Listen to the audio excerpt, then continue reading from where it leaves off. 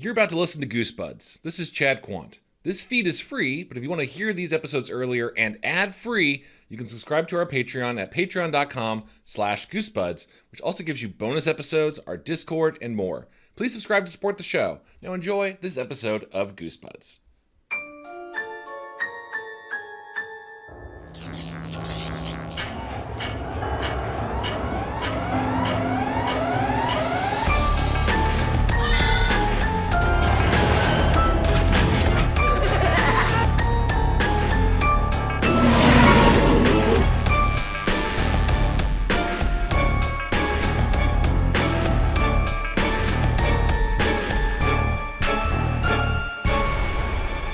Welcome, listeners and watchers, to Goosebuds. I am your host, Chad Quandt. I am so honored to be joined for our 200th episode by the man, the myth, the legend himself, Tim Jacobus. I hope I said your last name correct, Tim. That is correct. I've been saying it wrong for the first several years of the podcast. I'm assuming you and everybody else. Yeah. This is, when you get a name like that, born with a name like that, this is an ongoing thing, and it's just part of life. I would say, do you even bother correcting them, or do you just go like, yeah, fine? No.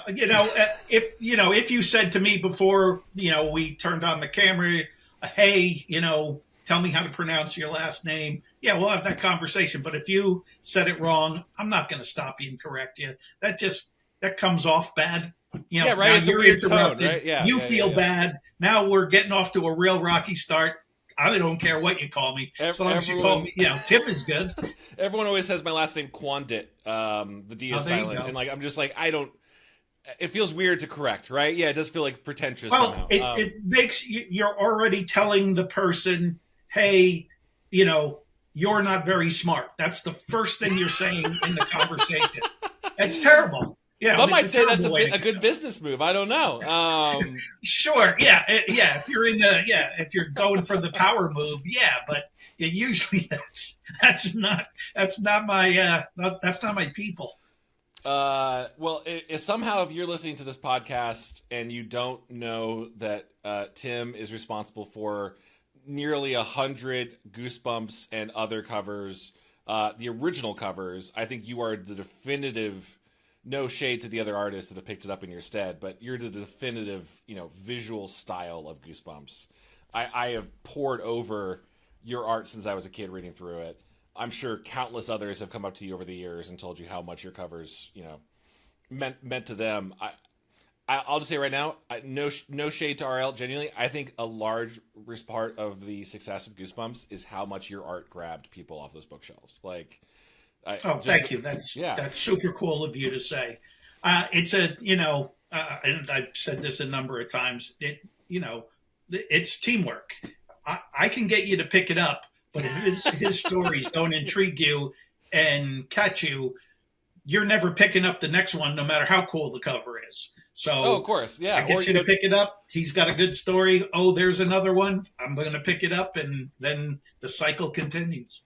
Well, something. There's been so many questions over the years as I've done this podcast, and I used to have different co-hosts. We'd always kind of go back and forth on this, and we're like trying to pick at the process a little bit. And I did get to read through, and I'd love to kind of go through high level some of it. I read through your biography. It came from New Jersey. Had a great day going down to the Los Angeles Library and had a coffee and read through it. Loved going through it. I mean, I don't know how much you remember what you put in there. It's been a couple of years. Yeah, it's been a long time, but it's a quick read. What do we got in there? 60 pages? I was expecting like a 600-page tome of and then in middle school there was the girl I loved and she she rejected me. A little bit of War and Peace. And the real story behind that was all the Goosebumps books were approximately 120 pages long. Mm-hmm. And so we wanted to put it into the same format as the rest of the Goosebumps books, but we realized that maybe everybody wouldn't be overly interested in just a word-driven story about me. And we immediately said, well, it would be way cooler if we put pictures in this book. Sure. So the minute we were going to put pictures in the book, we now have to change the quality of the paper that's in there because you can't print on that, almost newsprint style pages. So now the cost of the book is starting to get out of control. And so immediately we just cut the number of pages, which is great for everyone because I am not a writer. And I actually just did an outline of the book, and they brought in an actual professional. Tracy West was her name, and Tracy cool. turned the thing into, something that was, she stuck to what I said. I give her tons of credit. Because they didn't change any major details, right? There's no history. But she made it very, very digestible. Oh, great. Well, I was kind of curious. I was wondering if it was Tracy. You recall to the point of I get it, totally grabbing a kid reader. That book starts with a fake story of you being pulled into a basement by a three-headed monster. That honestly, I know I had read the book as a kid, and that illustration, I think you did that one as well. The three-headed monster was burned into my brain that God, please don't hate me. I used to trace over that as a kid and try to draw it myself. I love that three-headed monster. That's not a copy and artwork is not a sin. That's a weird one that people jumped on a long time ago. If you were learning how to cook, you'd get a cookbook and you'd follow somebody else's recipe. And really, when you're copying somebody else's drawing, even when you're tracing it, you're just trying to figure out, well, how did they do that? And you're taking the ingredients and you're trying to put them together. So it's only a crime when you say, "Oh, I invented this, and this is my drawing." So, there were definitely some kids in my middle school that were bringing quote unquote original drawings of Goku from Dragon Ball Z. I was like, you did not draw that. You traced that over. Right. And then when you're a kid, okay, that's a whole nother level of we're not calling the cops. Thank you. Appreciate you for that. That forgiveness actually means a lot. So we want to go through page by page, but I wrote some high level stuff I'd love to kind of ask you about. The three-headed monster. Was that referencing any people in your creative life? Is that an analog to people in the business? Was one your agent and one your dad or something like that? Yeah. You're going way too deep. I'm not anywhere near that. No, didn't have any. No symbolism on anything. We might have been doing again. We'd have to, we have to get the sleuths on the internet to check the dates on this. But we did a couple of book covers for special edition Goosebumps called the Triple Headers. Okay. And it was a three-headed monster. That might have been in the works, and either, we alluded to it or it might be even coincidental. But no, it's not. That's not my mom and my dad and my sister. Yeah. Okay, I was curious. I thought there was some really insightful, interesting stuff that even though it was sparse, you were sharing sort of your creative horror inspirations. You mentioned you had climbed into a toilet as a baby and doused yourself in bathroom cleaner and scared your mom. Has there been any side effects from that bathroom cleaner? Any mutations in your later years? Yes. So the brand name was called Comet. It was when Comet, you put it in and you got it wet, it turned green. And apparently after I took the dunk in the toilet, I was wet. And then I put the cleaner all over me. So there was a green baby in the, But hey, listen, it may be the only reason why you're talking to me. That might have been the catalyst that made that's your superhero origin story. I don't know. It gave you the sense of color theory. I also was really, I thought this was kind of a nice, not a heavy story, but you talk about as a kid finding the skull of a fox that looked like it was smiling, and then you boiled it and kept the skeleton near your bed, making it not so scary. I think that's pretty rad. Is there any chance you still have that skull in your house? I had it for a really long time, and in one of the moves, and then of course after a certain point, and you're married and you're still carrying around this this skull where the teeth keep falling out, and you have to keep gluing them back in with Elmer's glue. The people surrounding you maybe not as into it as you were. I think it just, even though it was on the shelf, I think just over the years it started to get more and more brittle. And I didn't think of it as, I always kept it because it reminded me of the day that, I found it. But no, it didn't, it wasn't like this is a very important linchpin in my life. I got to hang on to this thing. So Gotcha. I think I have a not nearly as cool, but I bought a fake predator skull from nice. A thrift store. That's cool. That's way cool. Near the border. And it's like you can see where they glued on the prop epoxy resin stuff to give it the extra mandibles. But I'm like, yeah, no, I killed that predator. I did that. Yeah, absolutely. Yeah, and I got out in the shed where I keep the lawnmowers and all the tools. I've got a longhorn, not a longhorn, but a steer skull that hangs on the wall too. And that's very cool. It wasn't like I found it. I bought it at the store somewhere. But that's when you used to be able to buy that kind of stuff at stores. Yeah. Why doesn't Target not have just some real skulls hanging around? You've been speaking of, 'cause that reminds me of thinking of like the South of America, but like I think you've been in New Jersey like most of your life, right? Yes, I've lived in New Jersey my whole life. When I graduated high school, before I started going to art school, a buddy of mine and I decided we were going to hitchhike around the United States. Oh, cool. And my true idea behind it was I was going to find somewhere new to live. And we traveled to 36 different states.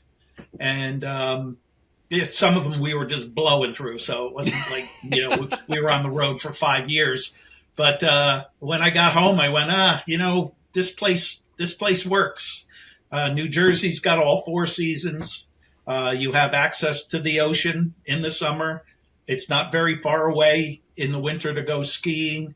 And Manhattan is 40 miles from my house. So that's cool. There's culture and you can hop on a plane and go any place you want. So kind of made me go, oh, well, this place is pretty good. I've moved a number of times here in New Jersey, but I've probably been in the same 40-mile circle since I was born. That's awesome. I mean, when you did your road trip, did you go through Indiana at all? That's the state I'm from. Yes, we did go through Indiana. And probably immediately left, right? So what we were doing, so again, what we were doing is you're doing it on the cheap. And what we would try to do is go, if there wasn't, we were looking to go to a handful of national parks. But then when there were long stretches, we would go, all right, who do we know at such and such a college? So then that would be the next beeline, is go to a friend of ours who was at a college. So then you can sleep in the dorm, get some meals, take a shower, all that stuff, and then move on to the next place. I wonder if any of that, I guess there's still Airbnb used to be more of like a couch surfer app, I feel like a decade ago. Before now it's like a bigger thing. I wonder how much that lifestyle is still possible in this day and age. Yeah, well, the hitchhiking part of it, there's no way. We were kind of at the end of that where you could go out and stick your thumb out. You were, it was me and my friend had big giant backpacks with, camping gear attached to it, and you'd stick out your thumb and, it was pretty easy to get around. It wasn't like you stayed at any location for, the longest we probably waited was, 4 hours. Most of the time it's as soon as you get out there, people would go, yeah, sure, hop in, let's go. That's probably not, my dad, who's in his 80s, I'm pretty sure it's a true story, would tell me about the quietest thing that ever happened to him was him and his buddies when they were in their 20s, picked up a hitchhiker who pulled a gun on him and made them drive into the woods and presumed he was going to kill them if they didn't get away. And he's not that much of a liar. So I'm like, oh yeah, I've always had that little bit of moment. Listen, we're not going to go into it now, but yeah, that kind of stuff happens. But the story I like to tell is 97% of the people who pick you up are the other end of the spectrum. They're so unbelievably nice. Yeah. And they would do stuff like, like an older couple would pick us up and they'd go, oh, you remind us of, our grandkids. And then you'd talk and tell them stories of where you've been, what are you doing? And then they'd go, okay, well, where are you going? Well, we're heading to the West Coast. And they said, well, why don't you come over to our house for tonight? You can sleep on the floor in our den and watch TV and we'll make you a meal. And then tomorrow morning we'll get up and we'll take you back out to the highway and you can get on your way. And that happened countless times. That wasn't like an anomaly. That just happened regularly. So, yeah, you would get both ends of the spectrum of humanity. But no, I agree. There's more good people than bad, for sure. Way more. At least for my exposure, it was, like I said, it was 97% super nice. People would give you money, and we're like, no, we're not destitute. We're not runaways. We're just, we're out on an adventure. So, how'd your family feel about this, by the way? Were they all cool with you just hitting the road? Well, when I was 18, I used to think, my parents are so uncool. Mm-hmm. And now that I'm a parent and have a kid, I realize, what craziness I put them through, and I give them all the credit in the world for letting me do the things that I did. So think about it. There's no internet. There's no cell phones. We had a Rand McNally map stuffed in the backpack, and we would call once a week. Wow. Because that's it. Yeah. Once a week on Sunday, we would call and say, hey, this is where we are. My family had a big, giant map of the United States with little push pins, and they would track where we were as we went around. But, they just had a hope that we were getting back. And my mother wasn't thrilled about it. And my father told me the story later on. What he said was, look, when I was 18, I got drafted. I enlisted into World War II, and my mom wasn't thrilled about that either. And he goes, "What he's doing is nothing compared to going to war. So I trust that he's going to make good decisions." And we would obviously call if we were in a jam, and sure, we had my friend Bob, who went with me, his dad gave us a credit card. And back then, giving your kid a credit card, nobody ever did that. No kids had credit cards. I forgot they even had credit cards back then. Yeah, You're right. It was for just, it's the emergency. If something goes wrong, it's there. You can do whatever you have to do with it, and we'll straighten it out. It's like plane, trains, and automobiles, right? You're using it right when they're traveling. Like that credit card is your last out. Yeah, exactly. Last resort. Yeah. And we ended up using it 3 days before we got home. We were heading back up the East Coast, and we wanted to be home. I forget, it was past Thanksgiving, but it was getting, we're getting close to Christmas time. And to take the bus from Baltimore to New Jersey was going to speed up our time considerably. And we were hitting Baltimore at night, and we said, okay, we'll pay back your dad. Let's get bus tickets and go from Baltimore to Port Authority in New York. That's amazing, dude. Were you already planning on being an illustrator or going into art at that point, or were you still trying to figure that out? Yeah. No, that was so when I was a senior in high school, my dad didn't have a lot of, my father was a very cool individual, didn't have a lot of rigid rules, but there was a rigid rule, and that was you're going to college. He never had the opportunity to go to college, and he felt that not having his college degree was something that could have benefited him in his, in his career. So that was non-negotiable. You're going to college. So beginning of my senior year, there was local colleges in New Jersey. I had been accepted. My grades I was a B student. And so I was ready to go to a place that doesn't exist anymore called Glassboro.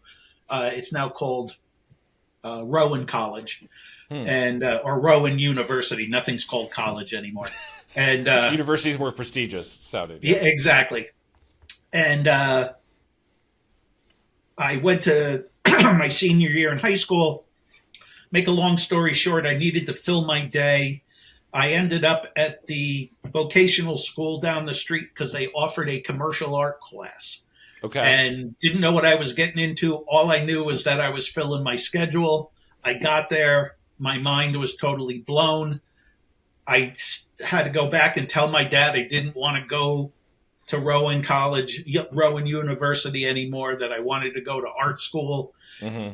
Didn't go over great. Yeah. But we eventually wore them down, and I ended up going to art school. And but I knew I may not have had decided that I was going to be early on. I thought I was going to be an album illustrator because albums were the way we listened to music back then.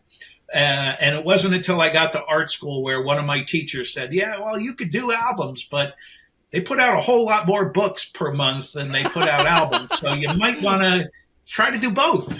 Yeah, I love that. I think I read you were really into like Yes and like Roger Dean, right? Is Absolutely, yeah. Roger Dean had a huge impact on my thought process, and then being influenced by his art, early on I was copying his artwork, and then you start to just learn. Then you learn to cook by yourself. Sure. But you're still using some of his ingredients that you learn along the way. But what Roger Dean got me to do more than anything was to think out of the box. At the time I could draw, I was drawing from real life, and, here's a tree, here's a car, here's a house. Yeah. His whole thing was he made these complete surrealistic worlds.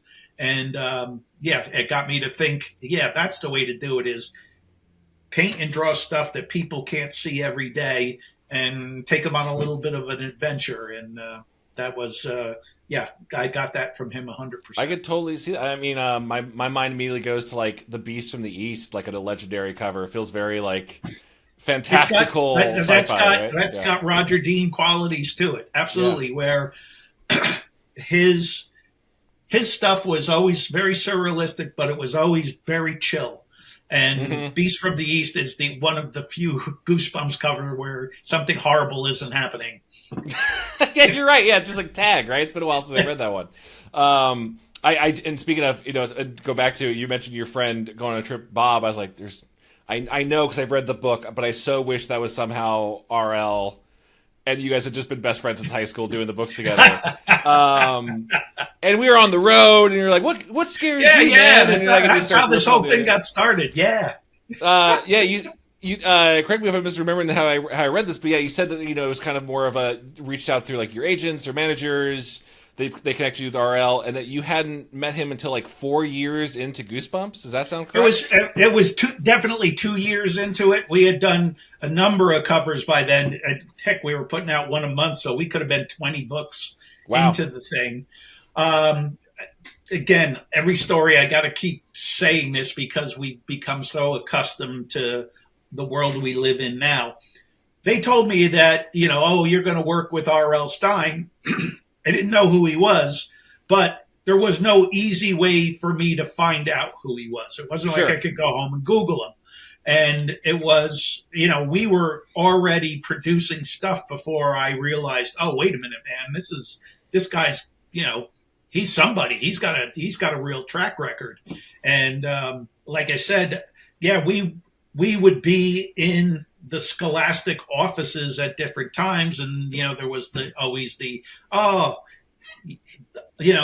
Stine just left. If you got here an hour ago, you could have met him. We had a whole bunch of that kind of stuff.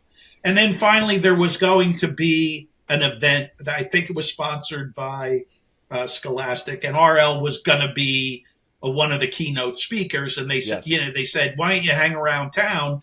Of course, you can get, we'll get you in, and we'll get, there'll be a chance to meet him.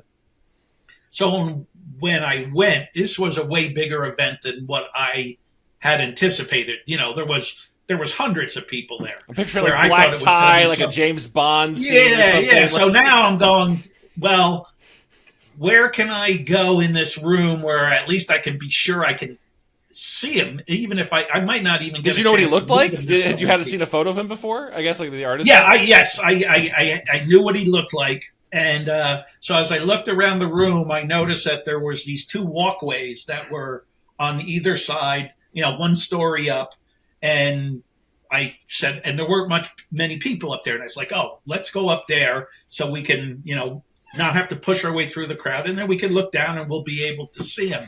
And in the process of getting up there, walking over and just standing there, going, all right, this is going to be good. my ex-wife was right next to me, and she elbows me, and she goes, "Right next to you."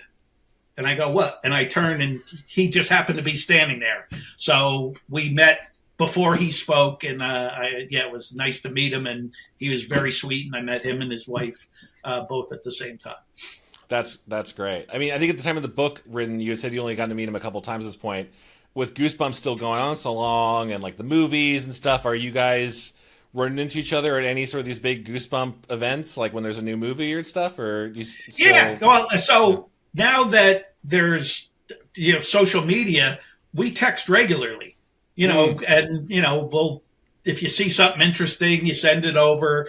It's funny, 90% of our texts are all based on the same thing. It's not, hi, how you doing? What are you working on? Any of that stuff. It's always, hey, did you see this Goosebumps tattoo? And it's always Goosebumps tattoos that we're passing back. Oh, man, that's got to be wild to see so much of your art on people's flesh, it's right? Nuts. It's nuts. Is there a predominant It was overwhelming tattoo? At first. At first I was like, I was going, boy, I don't know. That's weird. It was weird at first. Did you like your art enough to put it on someone's really? Yeah, because I don't. I mean, I barely hang this stuff on the walls at my house, and it's got to be something that I really like for it to be, hanging up behind me where I look at it regularly. And then I always had that thing about the permanence of a tattoo, where it's like, really? Yeah, my stuff, forever. So, and then the culture has changed so much since, what a tattoo was when I was in high school. Sure. Compared to, tattoos are as casual as can be now. And it's not, it's not that you were in the Navy. It's, it means something. And you can, yeah. So now I am totally flattered by it. I'm flattered is the best term I can use. Sure, yeah, I'm humbled. And I also like to see the tattoos artist's rendition of, the remake of, of my cover. It's not one-to-one, which is, an unforgiving medium.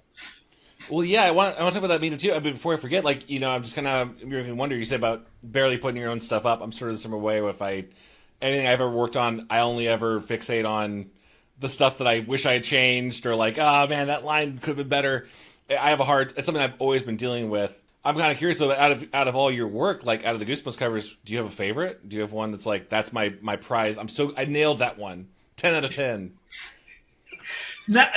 So I'm going to tell you. Let me tell a different story first, please. Just to go on that, not being satisfied, and all you see in your art is the part you don't. Please save me, Tim. Snap me out of it. I've been trying. That's it. Well, get old. All I can tell you is once you get older, after a while, it finally becomes so long ago. It's like, oh, that was even painted by a different dude. I'm somebody else now. But I had a painting that I painted for my ex-wife that hung up over the couch in our very first apartment. And okay, it's done. She's happy. It hangs on the wall. Now I walk past it every day and I take it back down while it's still in the frame. It has no glass. And I mess around with it. And then I put it back up. And you're just adding more. You're just fixing it. You're like, oh no, I'm not done with it yet. Yeah. Adding to it, fixing it. So now it's evolving. And at some point, I said, all right, going forward, every painting that I do has got to be behind glass. I can't be pulling these things down. I'm not strong enough as a human being to walk away from this. So I have to make it so difficult that I won't take it down and pull all the pins out of the back and pull the painting out. So, but going forward to my favorite Goosebumps, it changes regularly. Sure. I don't have any that I hate. Thank goodness. I don't have any clunkers where I just went, God, that is terrible. I'm embarrassed. Luckily I was far enough in my career where I knew I could at least I could get a base hit. Sure. We can make this happen. These are going to be all okay. I'm not going to strike out. But I always like the ones where when RL told me, so he was writing the book at the same time I was doing the cover. Yeah. And he would tell me what the title was, and I'd get a couple sentences. Now, a lot of them were, soon as you heard the one sentence, it was super clear what you were going to do. Sure. Scarecrow walks at midnight.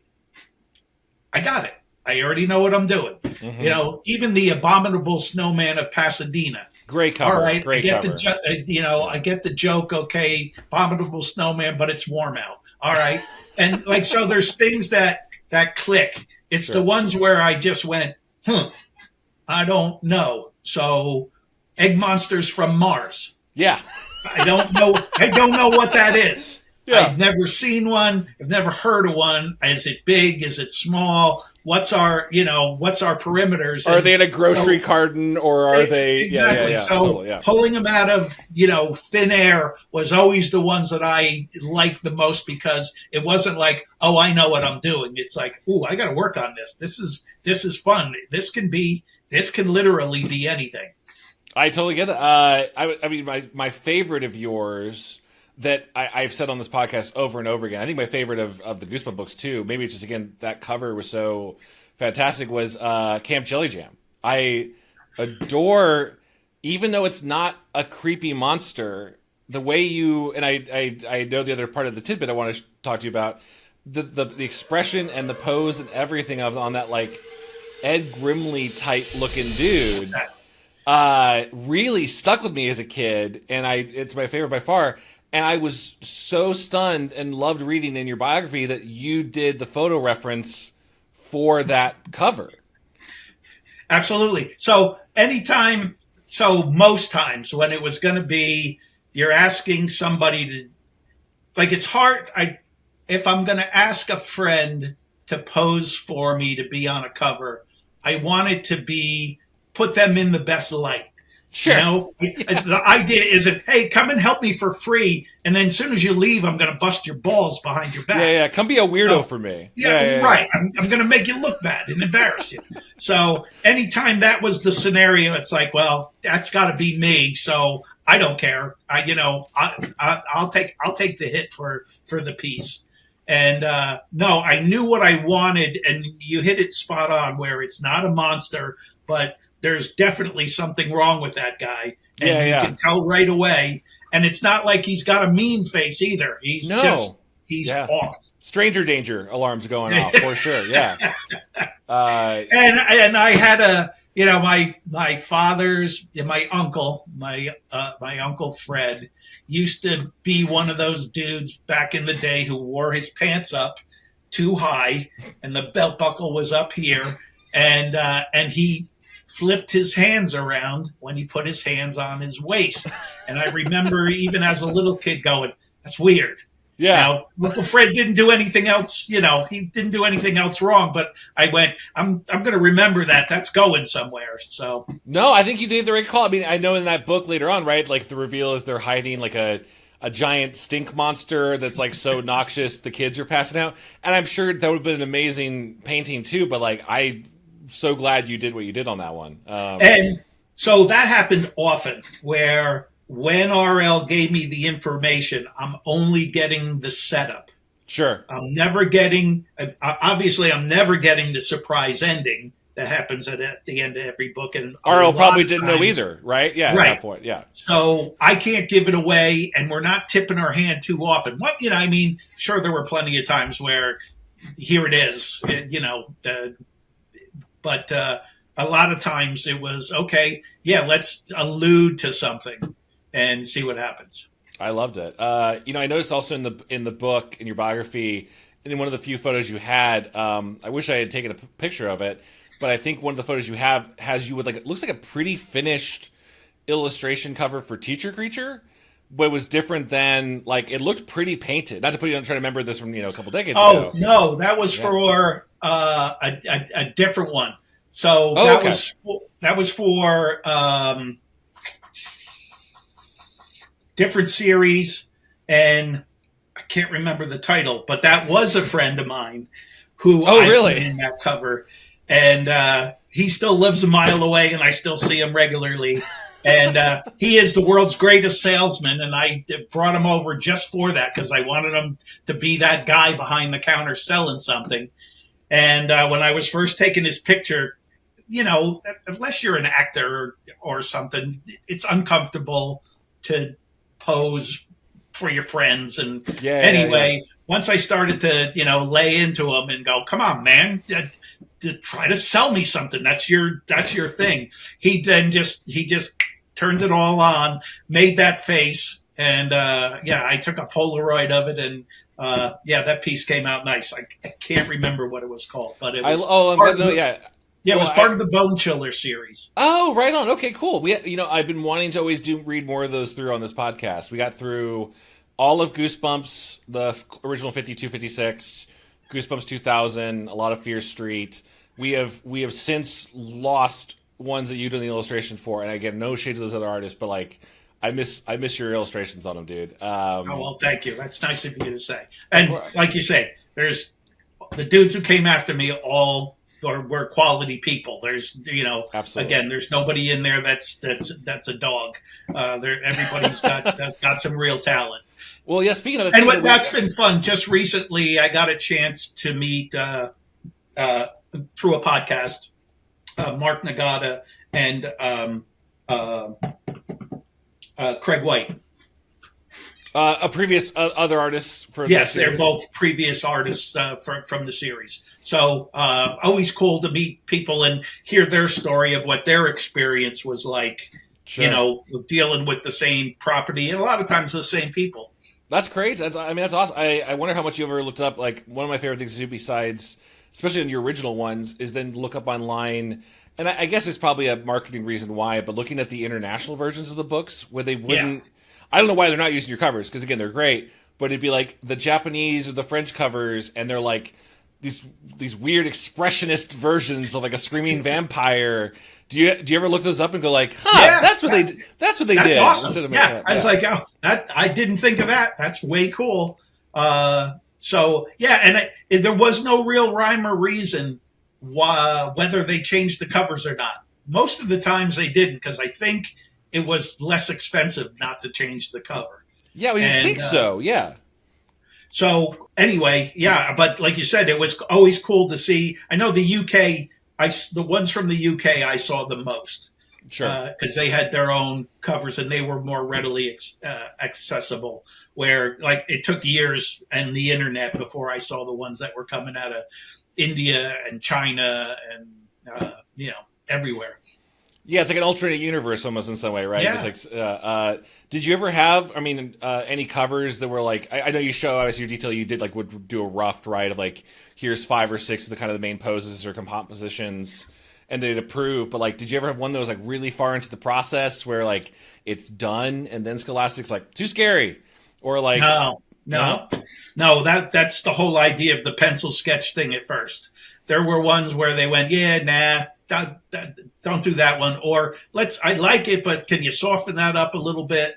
And but never. Once we committed to the painting, everything was always a very minor change. Oh man, I gotta get into illustration. I gotta tell you, from animation script writing, they're changing that stuff late into it sometimes. Yeah, let me preface that with saying these stories are unique to Goosebumps only. And it had to do with the matter of fact that we were putting out the book once a month. Yeah. So everything was on such a tight schedule. There's always another book right behind it, and nobody wanted to fall behind. That was the worst case scenario, was falling behind. Sure. So I worked with other publishers where, we're going to rework that character to death, where I got so much paint on the board, I got to take out sandpaper to get it back from being a 3-dimensional object. Well, also, that's a thing I wanted to ask you about too, is I thought it was really interesting seeing a little bit of your process of like all physical media, like the painting you were doing. It looked like you were using like an airbrush tool on some of it. Yep. And used a term that I think I'm sorry for being a Philistine about this, like a friskets of Yeah. like layers. Sort of, it kind of felt like you were doing like physical versions of Photoshop layers. If that's Yeah, way to put it. somebody pointed that out in the past. I was giving a talk at a comic convention, and the guy who was with me said, "Oh yeah, that's kind of like using layers," and I never thought about it until he said it. But yes, I absolutely painted in layers, so the whole background was down, and there was no seams in it. I would only Yeah, put the background down, paint that first, then transfer down another part of it, which would be the midground of the painting, sure. paint that next, get that where I wanted, and then I would put the main element or character on last. There was two different kinds of paper that I used. One was called Sorel paper, which was what I used to transfer the drawing onto the board, and it was usually it comes in multiple colors, but I mostly used white so that you could transfer the drawing down, and it would leave a white outline of what you wanted. Okay. I had a Xerox of my original sketch that I enlarged to transfer onto Oh my my god, file. yeah, reading that, dude, I felt because like nowadays it'd be so much easier. I mean, but also like you might. I'm just kind of curious. Do you still go all traditional? Like, do you do digital stuff at all? Oh, if it's going into production and a printer is involved, we're going digital. Nobody Okay. knows what to do with a painting anymore. You just blow people's minds, and it's very, very hard to find a photographer who can. Well, you can find somebody who's got a high quality scanner, and you can get pretty Yeah. much what you need, but it's not that digital file is just it's so perfect. Again, if you said, "Hey Tim, I want to hire you," and the end result is this thing's going to do nothing but hang on my living room wall, okay, we're we're going old school. That's But awesome. any other scenario, no, I'm gonna do it digitally now. Yeah, go please, go ahead. Yeah, my process is it still starts on this desk with a pencil in my hand and drawing. And I still do my drawings traditionally, and I get my drawings nice and tight. It doesn't go into the computer until then, and then the color work is done in the computer. So it has that. It still has a traditional or tangible feel to it because it is still being drawn outside the computer, and then the computer's there just to put everything again in layers so that when the client comes back and says, "Wow, that's cool. I really need the background to be more green." That adjustment, it only takes a matter of seconds, where back in the day that could have been a whole day's worth of work. Well, so yeah, I mean, it sounds like it's all positive. Do you think is there anything that gets lost in the digital process at all, or like any downsides? Yeah, there's no original. Yeah. There's not one of one. I can't go here. Now you have the original and you're hanging it up in your house. It's there. I have a million originals. You can print them, but you can't touch them. And so it's there's something very cool. There's a couple hanging up behind me here where right on. these are original paintings that are hand done, and they're nowhere else. They're here. And this is where they exist. And what was cool back then, which isn't the case anymore, was the original was always a little bit better than any reproduction you ever got. Because it was still, the cameras weren't quite as good, the scanners weren't quite as good, the color separations weren't quite as good, like the control of how they got to the end product. So whenever people said, "Oh, that's a really nice piece of artwork on that book cover," and then they would see the original, there would be that, "Oh, wow, it's even better as an original." Where now everything is spot on, and so many adjustments can be made. Even your local printer can do mind-bending, great prints. No, but you're onto something with the only one of the original. When I worked with Guillermo del Toro on Troll Hunters, this animated show, I was always talking to. I was only ever a writer. I wish I was an artist. I wish I had that skill. But I talked to all of our designers and these really talented illustrators in our team. Probably, the industry's so small, probably some people you worked with on stuff. But, I was talking to them about like their development process, and they would say that Guillermo would bring them over out of DreamWorks, which is all digital, to he had this studio house called Bleak House. I don't know if you've ever seen about his stuff. It's really fascinating. Like, he basically owns so much crazy stuff that he just bought a second house and put all of his monster stuff in it. There's a really good Conan O'Brien, what do you call it? Like when they go out on the road, like they go through his house and there's just like big wax statues of like The Exorcist and Lovecraft. It's just packed with nerd stuff. And he'd have all these artists come over and do all the design work and illustrations on traditional paper, on like old artist tables. And I was kind of poking them out. I was like, oh, does he believe in like, there's something lost in the medium or whatever? And it was like, no, he just wants to keep the copy with originals. Like, he just literally is like, I'm hiring my favorite artists to do stuff for me, and I want to have physical copies of them all. It's fun going back and forth. And what you find is you end up doing one thing for a very, very long period of time.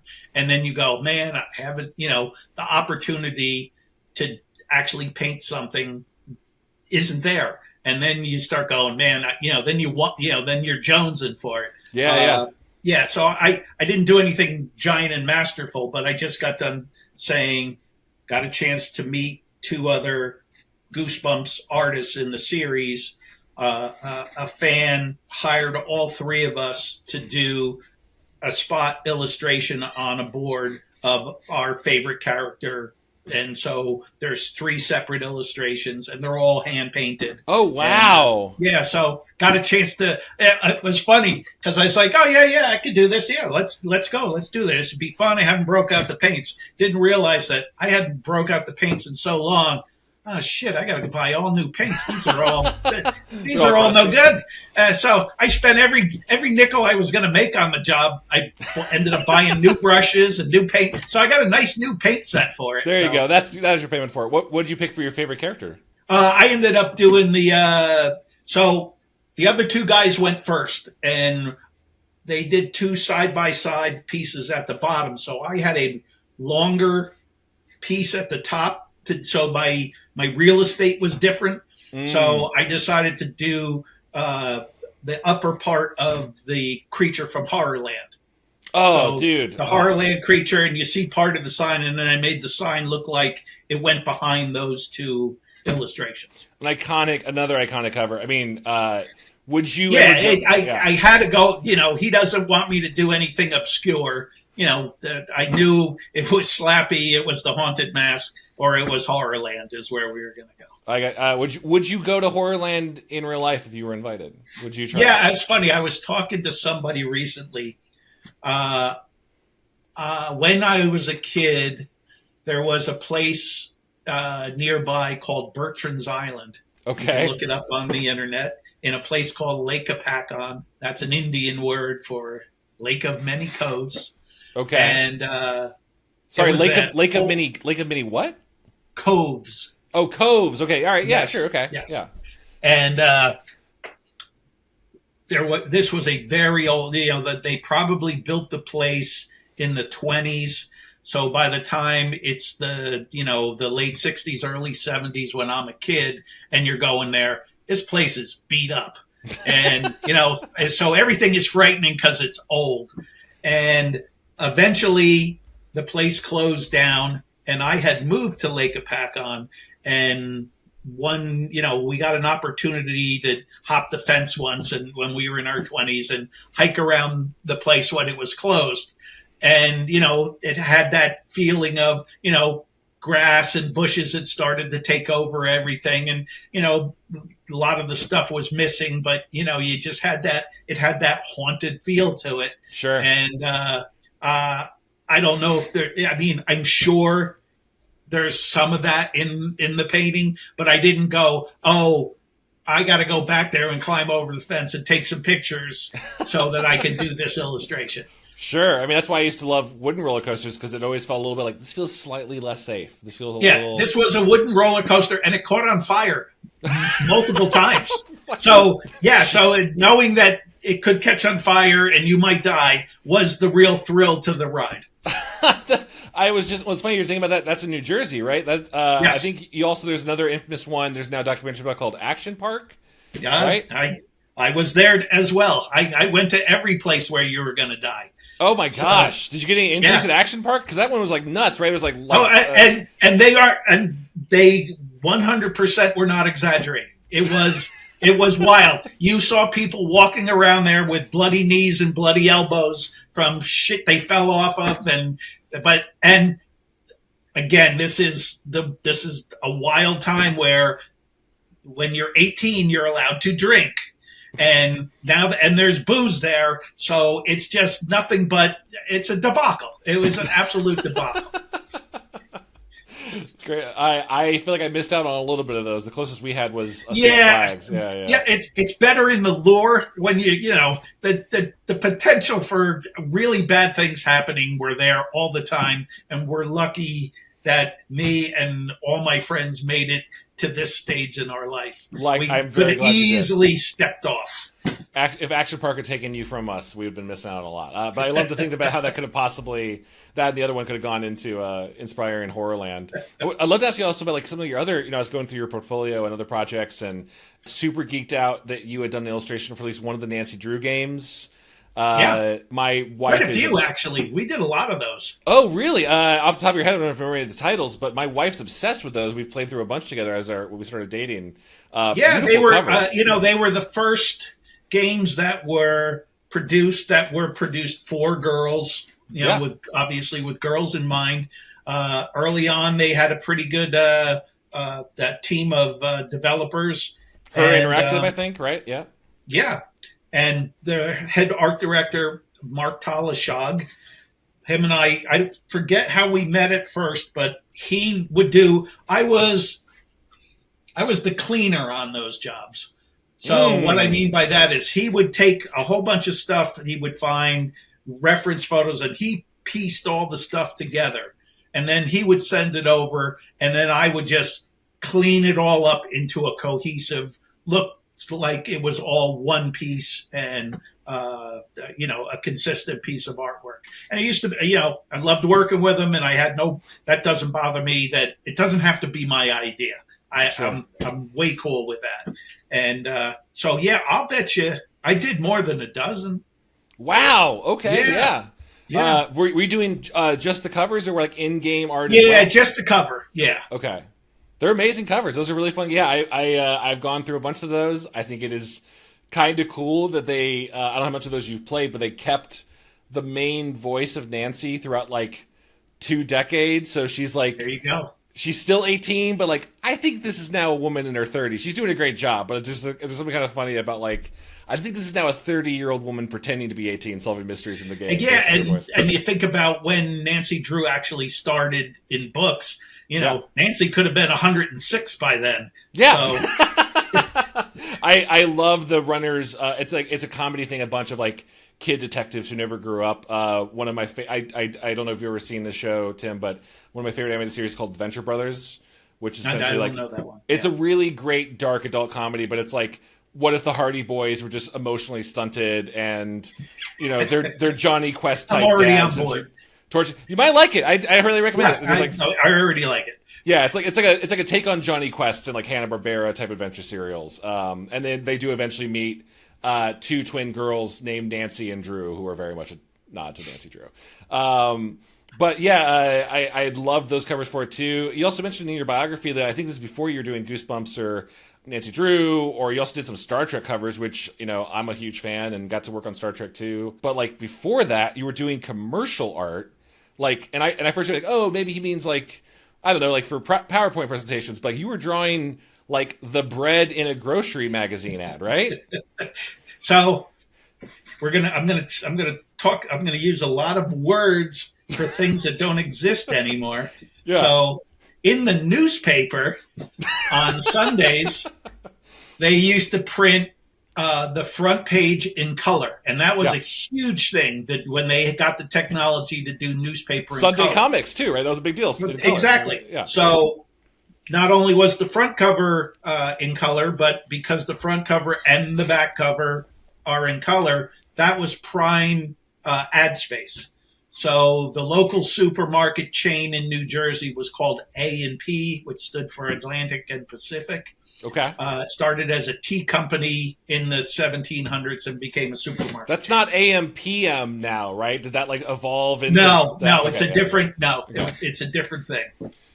And so they had this older guy who painted pictures of food for the paper, and he got there was like a big splash illustration. Like if it was Thanksgiving time, he would paint the whole dinner table.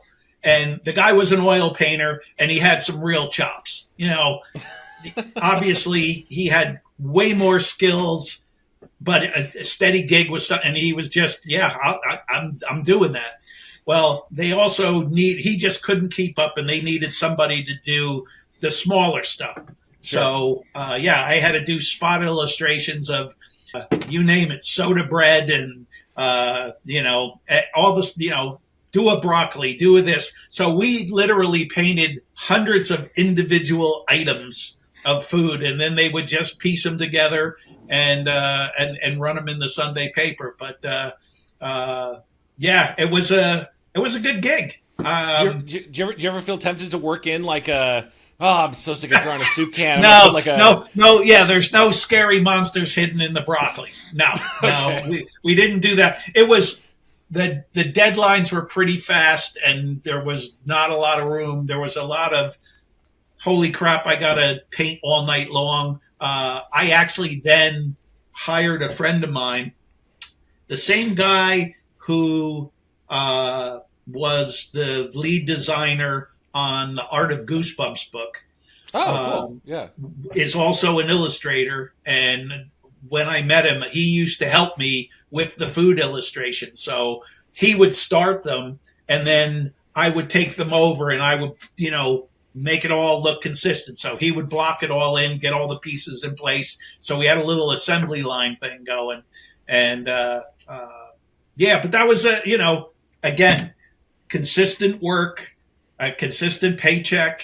And the thing I always joke about was when you would go there and they would give you so you had to physically go there, and they would give you the list of food that needed to be done. And then there was a big cardboard box with photographs in it. They wouldn't even give you a copy of the food. They wouldn't be like, here, at least have a loaf of bread. You can draw the bread. You're catching up. Sorry. So, okay.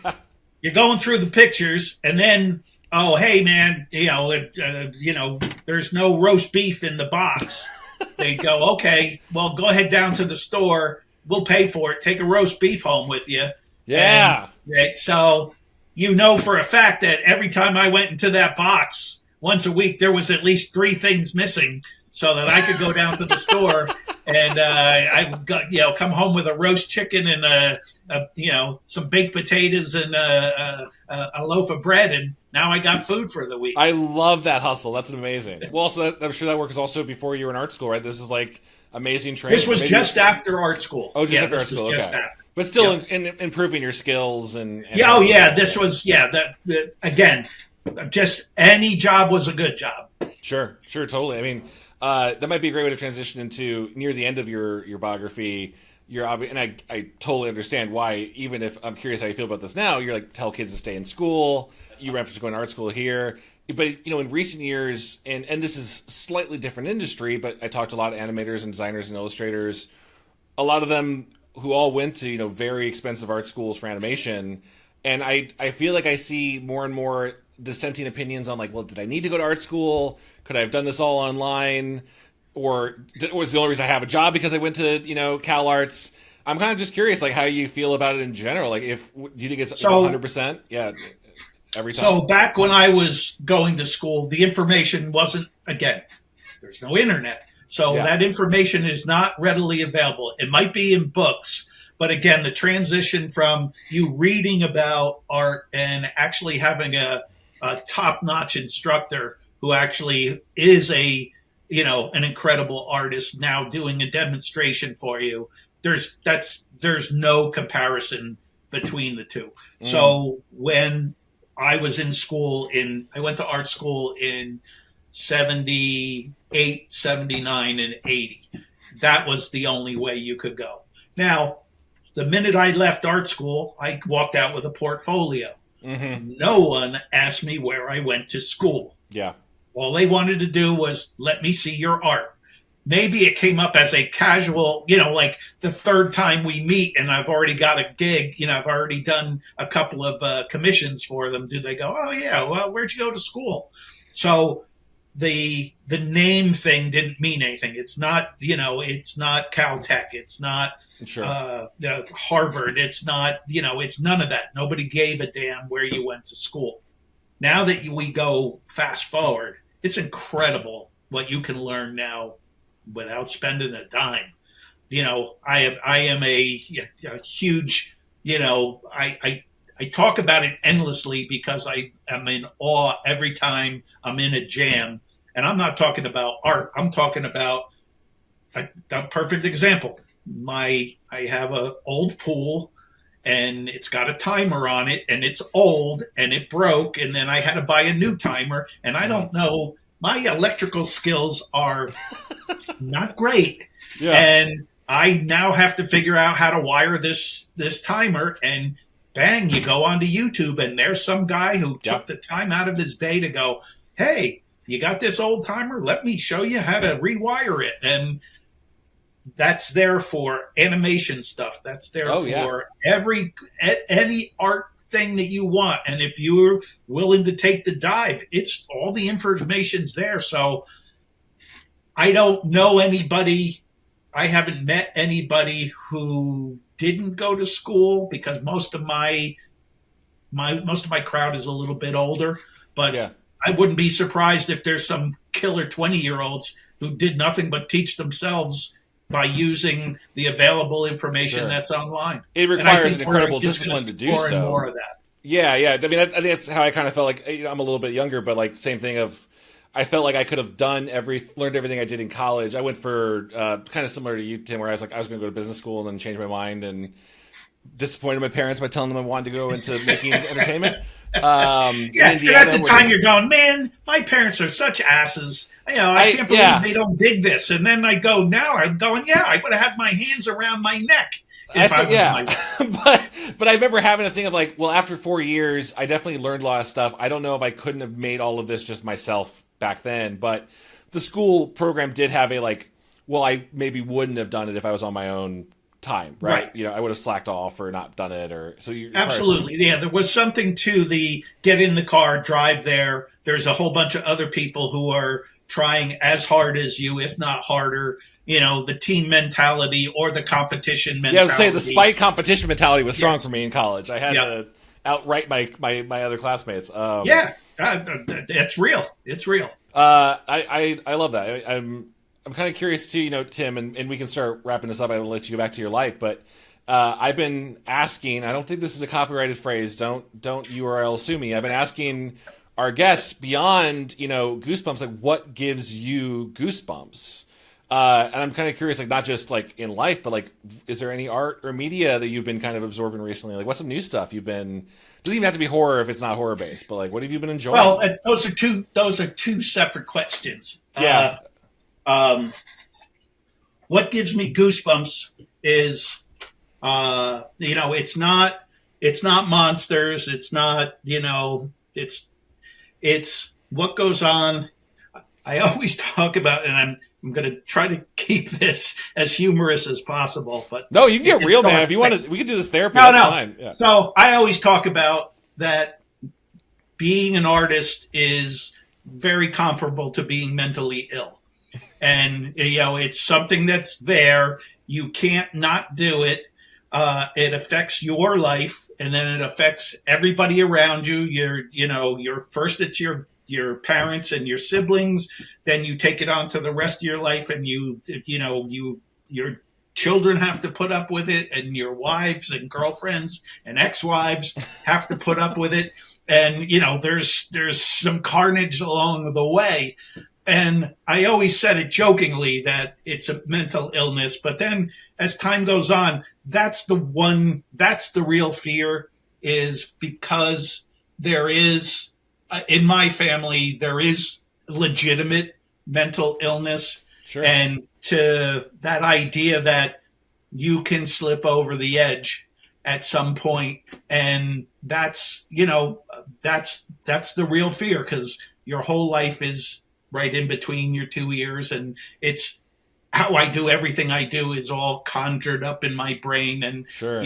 there's a method to the madness, but someday does that all come unglued and the wheels come off the car? Yeah, your art's probably if it's out of control. I don't know. Yeah. If you're like me, that art feels very much like, I think the most I ever feel wound up or like I'm going to go over the edge is if I'm not making something, right? If I wasn't. Yes, that's an excellent point where it cuts both ways. The same as if you don't work out and get some exercise, all of a sudden you find yourself really starting to get tweaky. And by not being, creative for long periods of time, luckily, I've stayed busy a lot, and I don't experience that very often. But it's real. It's absolutely real. I appreciate you sharing that. No, I mean, and to follow up with that, I mean, what is some stuff that's been kind of inspiring you recently? Any TV shows, movies, books? I'm excited. So when I was getting started in the business, the box was very tight, and you had to fit into the box to be able to advance your career. So I'll use the example. Sure. The town I grew up in was 30 miles from Manhattan. All the book publishers were in Manhattan. I wanted to do book covers. If my dad decided we don't live in the town called Denville and we live in Pittsburgh, none of this happens. It was all about your local proximity to where you could work. Now this 100-mile radius, everybody I met who were illustrators lived around New York City. So you had to be physically there. Now, there was a whole bunch of unbelievably talented artists who were 200 miles away. And then there was an innumerable amount that were thousands and thousands of miles away. Now, but luckily I was in the box and I got my feet off the ground. Now the box doesn't exist. And there's ways of contacting people and getting people to see your art, and anybody can. And if you've got any talent, people are going to see it. And the one of the few things that's good about the internet is people will push good looking art around. Yeah. And if you've got some skills, people are going to see it. And that's so great for people who are getting started. And I'm excited for them. Also, the technology is changing so rapidly that there's, there's stuff being invented every day. Your ability to do animations and videos by yourself, which the stuff you can make with just your phone and, Adobe Premiere, as good as some of the movies that that came out of Hollywood back in the, and that's only going to accelerate. So people's ability to be creative is going to be, it's going to be amazing. And it's exciting, and I think people are threatened by it on some level, and I understand that, and the threat is real. But I also think along with that threat comes a whole bunch of opportunities. And I think, do you have kids? I don't. I have 4 pet children, but no kids. All right. I'm just saying, so like if you had kids who were 5 and, or younger, they're just going to grow up in that world, and the world that we think is wild is going to be it's going to be Tuesday to them. Oh, yeah, Yeah, and they're just going to adapt, and they're going to thrive, and they're going to just take off with this thing. So it's going to be very exciting, and I'm of course, there's days where I hear stuff, and I can have my dark side, but for the most part, I think from a creative point of view, it's exciting for people who want to get into some form of creativity. I love that, and I feel like maybe we're kind of talking around a little bit. I feel like a big topic is like generative AI, which I know is a really heavy topic, but I'm kind of curious how you, someone who's been doing stuff traditionally and by hand for so long, and Like, how do you feel about that new technology? Are you receptive to it? Are you scared of it? You know? I'm not sure yet. So I've only fooled around with it a little, but the story I like to tell is in around 2001, up until that point, everybody was a traditional artist. That's all. Every illustration was done by hand. At around 2001, the book publishers started going, oh, we can save a lot of money if we can get people to go digital. And they gave us a 2-year window and said, in 2 years, you guys all have to switch over and you have to become digital artists. The same story that's being told now was being told then. This is the end of art. This is not real art anymore because it's being done on a computer. Because there's no original, that's not real art. And if you bought into it, there were guys who left, who got out of the business, who said, I didn't go to art school to learn how to oil paint, to now, and you got to remember, computers were terrible in the early 2000s. Sure. They were terrible. And my first experiences with computers was awful. I mean, literally drove me to tears. I hated it so much. But, I didn't have the luxury of going, oh, I'm going to be a great fine artist.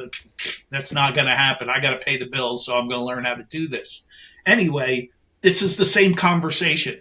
We don't really know what's going to happen, and nobody did back then either. Yes, the business changed, and there were a lot of jobs at the bottom that did disappear, that they could do something half-baked with, Photoshop and manipulate a photo and put it on there. But the better jobs, they still wanted that creativity. They still wanted something cool. So there was still work for a lot of us. Now, some of the guys at the bottom, they had to either learn to be that guy, digital guy, or they had to get out of the business. The AI thing, I think it's just another tool. I can imagine, again, another story. Sure. Old man stories. They never end. I love them. Please. Yeah. So, again, before the internet, when I was going to do a painting about horses, I used to have to get into my car and I had to drive to the county library and get a book about horses. And then the internet starts and there's a thing called Google and all the pictures of all the horses are right here in my house. That's mind blowing. That's unbelievable. And, but, the art didn't get worse. It just gave us more opportunity to be creative. So I think we're all going to learn how to use AI. I don't know how that's going to be yet, whether it's just like an assistant. And, the same way I look for reference material when I'm going to do a piece of art, am I going to have AI maybe generate something and I'll go, most of that I don't like, but I do like that back leg on that horse that you just made. That's pretty cool. The way the dirt is kicking up. I'm gonna use that as reference. So that's the one. That's like the proponents. The point that means I'm a writer. Should know this. Proponent means you in favor of it. The proponents, I think, of generative AI I've talked to is like if I could just put my own art into the machine, and it was just using my own work or using it for can I just load up a photo reference of show me two smiling people high-fiving, and I'm going to use that as a reference to draw, versus the very, and this is a big old conversation to bring up when I was wrapping up the podcast for you, Tim, but that idea of the ethical data set stuff of pulling from, and I don't know if you've run into this at all. I was kind of stunned last year to find out that at least one of the AI systems, they scraped, thousands and thousands and thousands of TV scripts. And there was they had to report at least some level of here's what we pulled from, even if we don't have the rights from it. And a bunch of my scripts for cartoons were in there, stuff I had written by. And I don't own that. DreamWorks or Netflix owns that. Again, I'm not trying to paint a rosy picture. Listen, nobody's artwork has been stolen more than mine. I don't care what you say. There are thousands of T-shirt companies putting out Goosebumps stuff. Dude, so much on Etsy, man. It's everywhere. And when I was younger, it used to drive me nuts, and now you just go, that's, Now, but let's take it to the next level. Now, go ahead when the podcast is over and do Tim Jacobus Goosebumps AI-generated art. And now it's producing stuff that's kind of loosely based on what I did. And most of them aren't great, but every once in a while I'll go, holy shit, that's really good. Well, no, yeah, that's gotta be a really surreal experience. And no one has been, I don't think anyone's typed, write me up a fantasy story in the style of Chad Quandt. So I don't think I have had to have that happen yet. So I totally get that. I think this particularly artists and illustrators seeing their names used as like metadata tags is yeah, really and that's just it. Like you say, it's all been scraped. It's all been seen, especially all the Goosebumps stuff. I mean, there's nothing more out there, for people to grab a hold of. There's plenty. So I've done more book covers that weren't Goosebumps than were. So there's probably 300 other book covers out there, and people don't know what it is, and it's harder for it to be scraped, and a lot of them aren't even on the internet. But again, that I'm going to continue to put it out there, knowing full well that it will then become part of the machine. And but then it's my job to keep making new stuff because from what I can tell, basically all it can do is kind of see what's there and manipulate.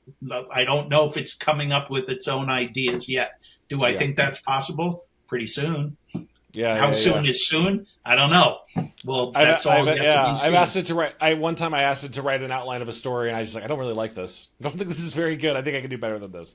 With that, you just have to transition. Yeah, exactly. Yeah. But so we opened up the conversation with me doing corporate work. And a lot of times I have to write, and I write terrible. AI writes better than I do. Sure. And so, hey, AI, give me the first pass at this, and I'll take a look at it, and I go, yeah, it's not perfect, but holy smokes, you just saved me 3.5 hours of work, and now all I have to do is start to play with this and get the real facts in there, which not the bullshit one that you just put in there that really doesn't exist. But I mean, it's such an interesting con because I thought about that too. I see a lot of like, our AI will suggest writing for you, and like, I feel like it's so much more like a glorified just thesaurus sometimes, like. What I would be doing anyway, if it's like I'm going to look up another word for apologies and in the dictionary and then use that instead. But for somebody who writes, I don't see it being. So here's a good point, and I didn't think of it until now. So I'm not a writer, so all the help I can get is I'm going to take it. Where you know how to write, and you're going to go immediately go, this isn't really helping me a lot. From an artistic point of view, I see the AI generated art. You don't draw. And if you needed something to be, go in your article you're doing for a magazine and they don't have a budget to pay for some art, but you can generate something. You're going to look at it and go, wow, that's way better than what I could do. I'm plunking that in there to give my article some support. So for the people who don't have the skill, it's nice to have the, a little bit of an assist. No, I love it. I mean, it's funny. I see that so much too. This is a whole other generation, a younger. I see a lot of aspiring writers, fantasy writers, promoting their stuff, and like all of their covers have that very like clear generative AI sheen. Yeah. And I'm like, man, I wish you were reaching out to an illustrator to do this, but I get. You want your story to look as professional as possible, but like that's part of my favorite thing is I love finding an artist and let's jam on this and iterate and that's the part that keeps me from losing my mind over this yet is you said it. You can tell that that's an AI generated image. It's good, but it's like oh, I've seen that guy's work before. Yeah, and I know who he is, and he's and we don't like him. So until he can, until it becomes, indistinguishable and that its styles become less like it's a thing right now, and you can tell. When you can't tell, does it? What happens then? Yeah, if you want a real trip, Tim, you should look up. I don't know if you're familiar. He's a digital illustrator named Stanley Lau. I think he goes by Artgerm. He does a lot of like comic book. He does a lot of like pretty girls. That's like his go-to. Yep. And I've always liked his work. It's really cool. You can see his name is like the top of all of the generative AI data sets. And like now so much of generative AI looks like his stuff. Like his stuff, yeah. His stuff now looks like AI. Like it looks like it's right, like, yeah, exactly. And he can't help it. And he can't help it's almost like they took it from him. Thing. Yeah, but no, I appreciate that. And speaking of working on future projects, you mentioned obviously the e-learning. Is there anything else you're working on now that you can mention or like plug, or you want to? And this is going to come out in about a month or so. So I don't know if you want anything that's cool. I can't tell you about until until they come out, because they always have to be the first person to talk about it. There's always an illustration going on the board. No, nothing. Nothing that I can share at this time. The thing that has been fun is being able to go to comic conventions, sure, and get a chance to meet people firsthand. What doesn't happen very often is RL and I are getting an opportunity to go to the same con. Oh, yeah. At the same time. Yeah, later on this month here in New Jersey. So, well, that makes sense. That's great for it. Do you ever come down? The main one I ever get to is San Diego Comic-Con. I don't know if you ever go down to that one. Yeah, I haven't done that one yet. It's on my list, but it's as far away from my house as you can possibly Understandable. get. It's also probably too crowded. There's a price tag that comes with that one where I go, well, maybe I'll go as far as Denver. I can save a few bucks. So, totally understand it. Well, if you ever do come down to the San Diego one, please let me know. I'd love to have absolutely. you. And also, I mean, I think that's all the main stuff I wanted to ask you about. I'm sure I'll have a dozen other questions I'll think about as soon as we're done with this, Tim. But thank you so much for taking the time to be on here. I cannot express enough how much I've been doing this podcast. It sounds insane to say, for over 10 years. It hasn't. I know I should have stopped at some point, but I cannot. Over and over and over. You've got again. A mental illness, my friend. I can't say no. Is that over and over again, just being so inspired by your work. I think you've set the tone for an entire generation, if not more than one generation, of creepy kids YA illustrations, and I really appreciate you being part of horror, man. Well, thank you again. It's very nice of you to say, and I appreciate the fact that the stuff that you liked when you were a kid, it still resonates for you as a big kid. Absolutely, still big kid heart. That we're still talking about it now. It's kind of mind blowing that people are still interested in, and that the Goosebumps stuff hasn't. It's not. It still has its shine. It's still kind of cool. Absolutely, and this new stuff you're doing still has it, man. I will. God, I was about to quote Star Wars prequels at you and say, I will watch your career with great interest, which is the nerdiest thing to do. I don't know why I'm doing that. I'm self-sabotaging. But Tim, thank you again so much, man. It was really an honor to have you on. I appreciate you bringing me on for your 200th episode. And this was fun. We could do it again. I would love to have you on at some point, especially if you have a movie or a book or anything that you want to talk about. It's kind of what we're doing now. It doesn't have to be Goosebumps related. Cool. I would love to talk to you about it. But thanks again, Tim. You have a good rest of your night, and I'll let you know when the episode goes live. Awesome. You take care. All right. Thanks, guys. Bye. This episode of Goosebuds is brought to you by our wonderful Patreon supporters, especially those now forever immortalized in the Book of Names.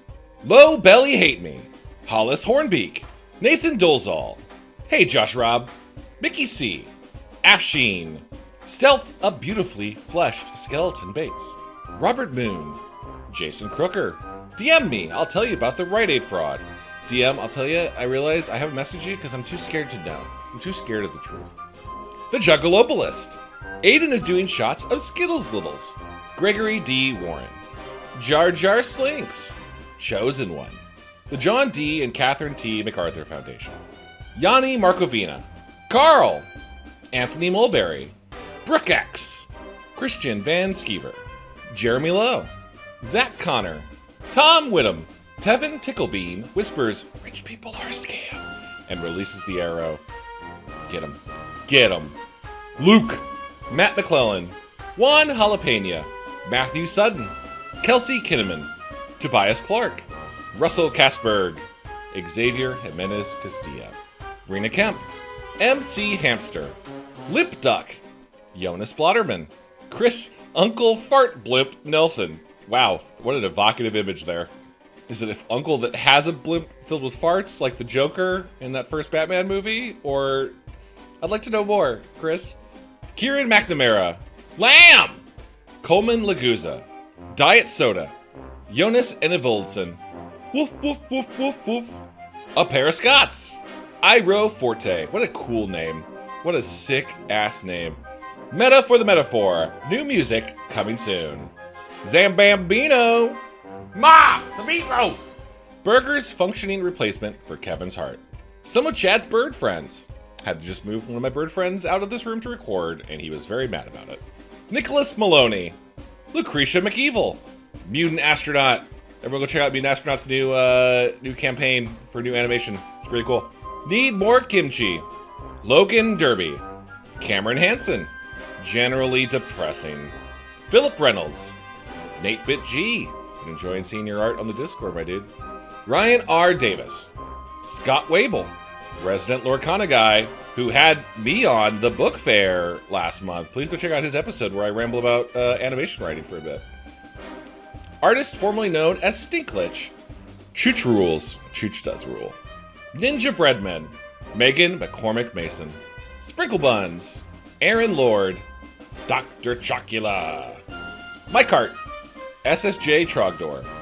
Cassandra Harris. Max Boltzmann. Farah.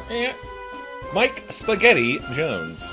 Quest hasn't graded a goblin in a while. Sorry, I haven't seen any good goblins in a while.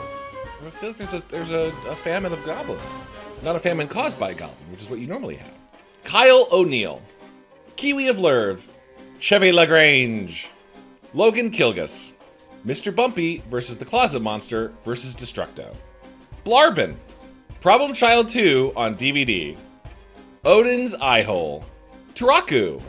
Jafar says, great job, in case nobody told you lately. Thank you, Jafar. I'm going to take that compliment and encouragement. We're all doing great. Dacious. Wade Norcross. Ben Flolius Sayer. The Strays. Bob Cabbage. The Shrekronomicon. Jolly Old Jules. Smelodies. Spencer Leith Johnston. Solve Sigdalium. Libera Nos. Oh my god, what is that in Latin? I'm going to solve it without looking it up. Solve the sign. No, we have books. We read. I'm so sorry. I took 6 years of Latin and I don't remember what that says. I'm disappointed in myself. Al and MC. Caleb doesn't have much to say this month. Tall glass of dumb bitch juice is a chaos goblin. Hey, there's a goblin to grade right there, goblin grader. Tall glass of dumb bitch juice. Nintendo 60 jorts. Complex. Better a Yeti with a flaw than a Bigfoot without. Tootin Watson. Wyvern. Angus Keith. Big old dumb burb engaged to Ladybird fiance. Congratulations again. Felix. Nathan Galindo. J. Fen Crane. Eric Wink. Ari. Andrew. Ventus 13. Ben L. Cursed Gingerbread is going on a quest. A quest to not be cursed. A quest is to curse others. Tell us more. Stackwell's Cookie Monster. Energy. Avery. Snack Reiner. Fogbread. Just a lot of like food themed support right now. Just a Ghost. You're not just a ghost. You're more than being just a ghost. And welcome new supporters Cobalt Puppy and Zane Sade or Zane Sade. Let me know. Thank you all so very, very much for supporting the show. We've now hit 200 episodes. That's crazy. Could not do it without all of you, especially you all in the Book of Names. Greatly appreciate you all. I think about your names all the time. Think about you when I see you all in the Discord. It's not like I don't think about you all too much, but I think about you all a lot. So thank you very much for supporting the show. Greatly appreciate it. Love you all. See you next time. You've reached the end of this episode of Goosebuds. Hosted and produced by Chad Quandt. Hey, that's me. Associate produced by Heidi Butler. Edited by Ben Ravid. Art by Brock Gallagher. Theme music and interstitials by Seth Ernest. You can contact us at goosebuds@gmail.com. And please support the show and get access to bonus episodes and more at patreon.com/goosebuds.